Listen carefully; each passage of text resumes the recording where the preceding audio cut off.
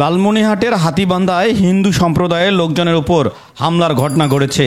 এ সময় বিজিবি একজনকে গ্রেপ্তার করে পুলিশে দেয়। সোমবার মধ্যরাতে ওই উপজেলার ফকিরপাড়া ইউনিয়নের বুড়া সারডুবি এলাকায় এ ঘটনা ঘটে। তবে হিন্দু সম্প্রদায়ের লোকজনের দাবি, হামলাকারীরা তাদের মন্দিরে প্রতিমাও ভাঙচুর করেছে। ওই এলাকায় নাসির উদ্দিনের পুত্রদের সাথে হিন্দু সম্প্রদায়ের লোকজনের দীর্ঘদিন ধরে শ্মশানের জমি নিয়ে বিরোধ। নাসির উদ্দিনের দুই পুত্র আওয়ামী লীগের রাজনীতির সঙ্গে জড়িত থাকার সুবাদে আওয়ামী লীগ সরকারের আমলে তারা দলীয় প্রভাব খাটিয়ে বিভিন্ন সময় হিন্দু সম্প্রদায়ের লোকজনের উপর হামলা ও মামলা করেন। গত 5 আগস্টের পর নাসির উদ্দিনের অপর দুই পুত্র বিএনপি জামাতের রাজনীতির সঙ্গে জড়িত থাকার সুবাদে তারাও আবার হিন্দুদের উপর হামলা করেন। এসব ঘটনার জের ধরে স্থানীয় থানায় একটি মামলাও হয়। সেই মামলায় আনারুল নামে নাসির উদ্দিনের এক পুত্রকে গ্রেপ্তার করেন পুলিশ। এতে ক্ষিপ্ত হয়ে সোমবার মধ্যরাতে নাসির উদ্দিনের পুত্রদ্বয়ের লোকজন ফের হিন্দুদের উপর হামলা চালায়। এ সময় বিজিবি একজনকে গ্রেপ্তার করে পুলিশে দেয়।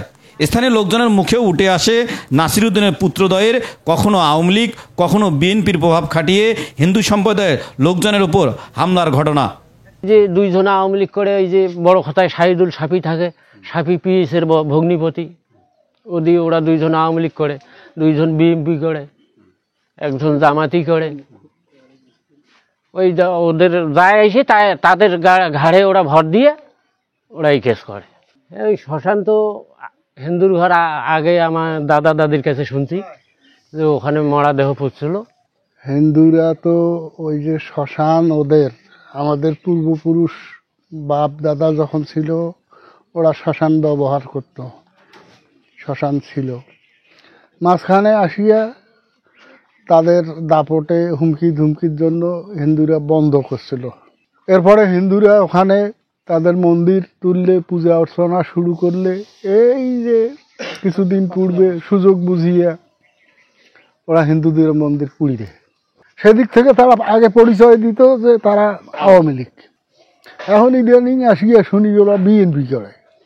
হাতিয়া থানার ওসি মাহমুদুন নবী এ ঘটনার সত্যতা নিশ্চিত করেন। শাহিনুর সহ আরো প্রায় 15-20 জন ওরা এই হিন্দুদেরকে আবার আক্রমণ করার জন্য আসছিল। তখন হিন্দুরা একত্রিত হয়ে ওদেরকে দাবার দিতে যাওয়ার পথে এই ছেলেটাকে তারা আটক করছে, আর বাদ বাকিগুলো সব পালায় চলে গেছে। পরিস্থিতি থমথমে অবস্থা বিরাজ করতেছিল। পরে রাত 12:30টার পরপরই আমি ওখানে যাই। আমি এখনো পর্যন্ত ওখানে ছিলাম।